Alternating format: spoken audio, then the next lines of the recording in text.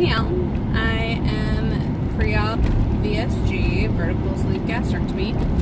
I just had my 4th visit with my dietitian and my initial and only real visit with my bariatric psychologist to clear me for surgery.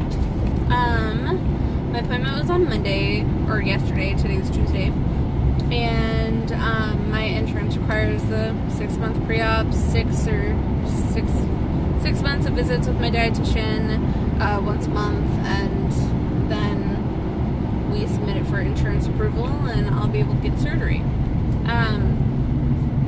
At this last visit, we talked about what my goals were for this coming month and how everything's going. Am I getting my water goals in? 80 ounces or more, which is my goal. I'm getting between 80 to 100 ounces a day now, and then we will see how that transfers after surgery. I know that should be my goal for after surgery as well.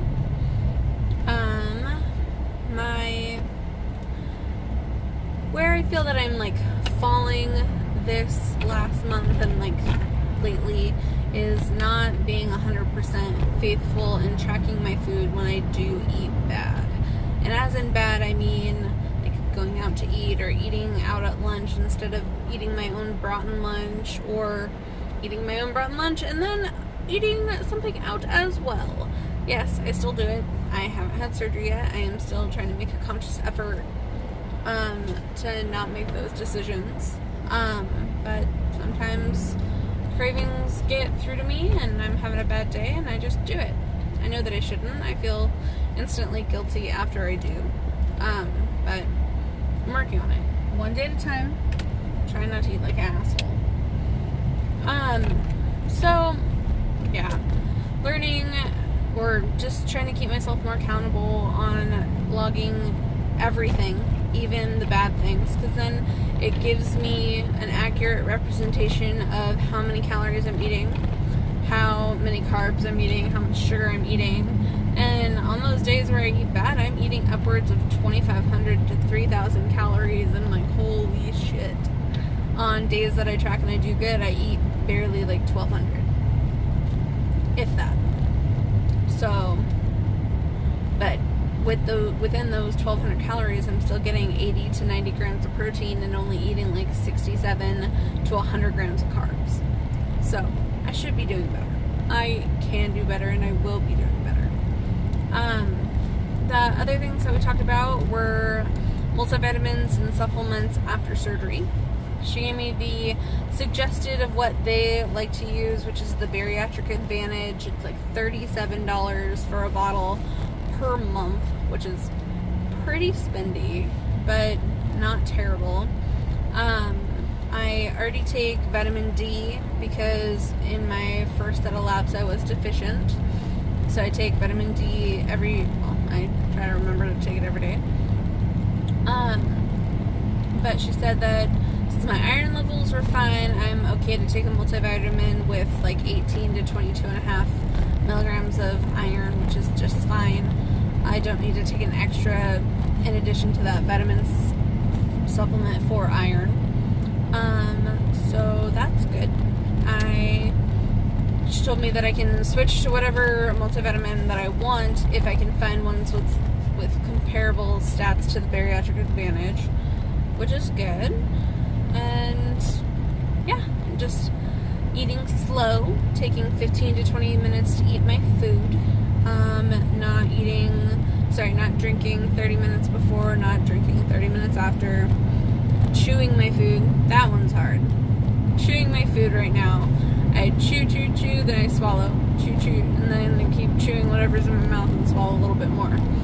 I have a real big problem with the pureed texture in my mouth. It's not my favorite. So, trying to accomplish that pureed texture before I swallow is definitely a challenge.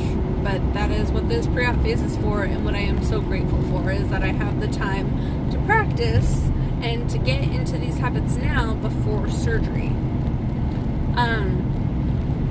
So that was my dietitian visit, and then I met up with my bariatric psychiatrist. Her name was Linda. She's very, very nice. She just asked me like standard questions, like to make sure that I have a support system in place if I'm on any depression or anxiety medication, if I have any history of depression, do I snack, do I graze, do I overeat, do I like sweets, like all these things about what I like and what I do, and if any of those things can set me up for failure in the future. Grazing is one of those things. I don't graze during the day at all at work. I don't like eating at my desk. I think it's like, I don't know, I just don't like getting crumbs in the keyboard. That's just gross. But at night, once I'm home and I'm comfy and I'm in my pajamas and I'm watching TV, whew, do I like to snack. But making a conscious effort to eat in one place in my home and not bringing any food to bed or not bringing any snacks where they're not needed is important. And so I've been working on that and not snacking as much, because then that's where those extra calories come in that I don't log.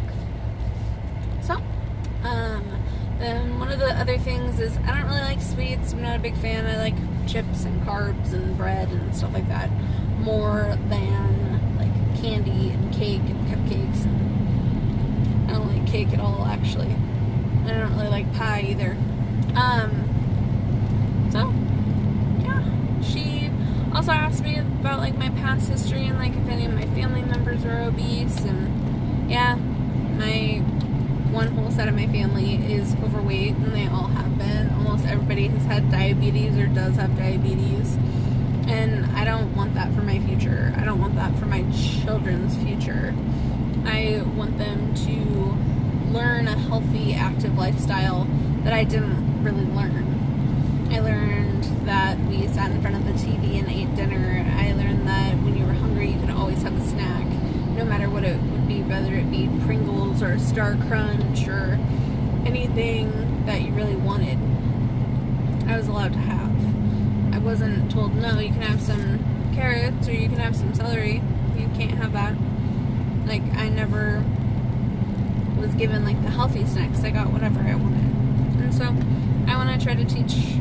That's like one of my whole goals for this surgery, is to give my kids, when I have them in the future, a healthy, active lifestyle that I am learning to do now all over again.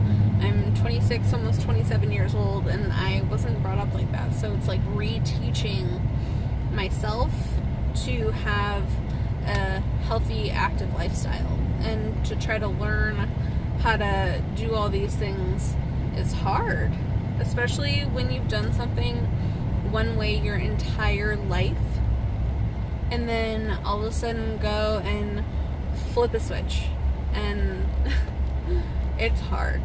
It is so difficult. More often than not, do I want to go out for breakfast and get the French toast and the hash browns and the bacon and the eggs and eat it all? Yeah. Because I know that I could if I really wanted to. But do I know with all these tools that I'm learning that it's good for me? No, it's not good for me. It is better for me to have a more balanced breakfast and not just go to the sweet breakfast or go to a portion size that is so big that it could technically feed 3 people for one serving at a restaurant. It's insane to me thinking that. And I don't want my kids to grow up worried about what clothes they have to wear or if they're going to fit into anything or get made fun of like I did.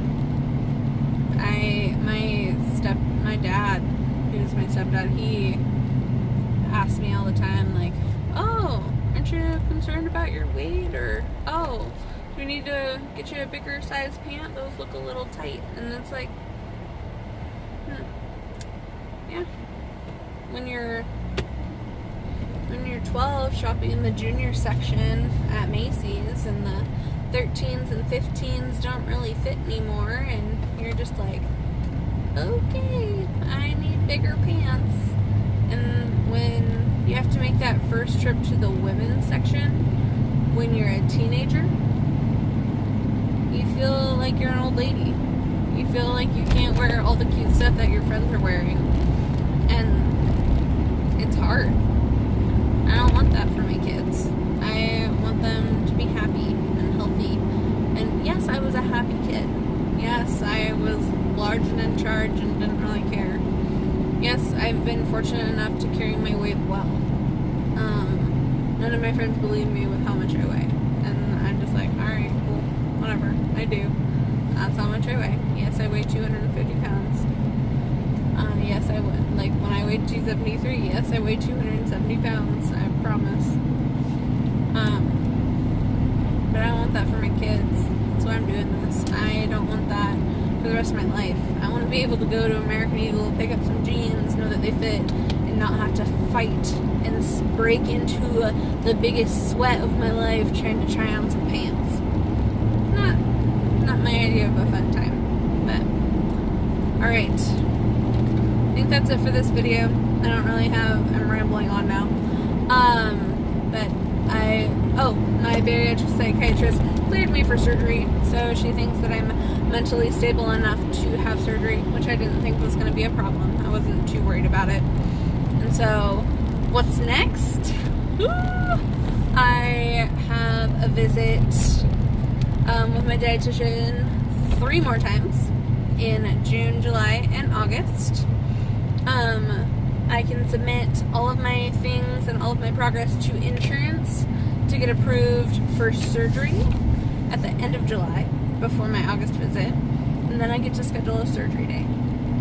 I am so excited. I'm most likely going to be doing surgery at the end of September, beginning of October, just for time off reasons and to make sure that I can take 3 full weeks off to recover and give myself some time to get adjusted to this whole new way of eating and learning how to pretty much eat all over again. So, that's it for now. I will see you guys next month.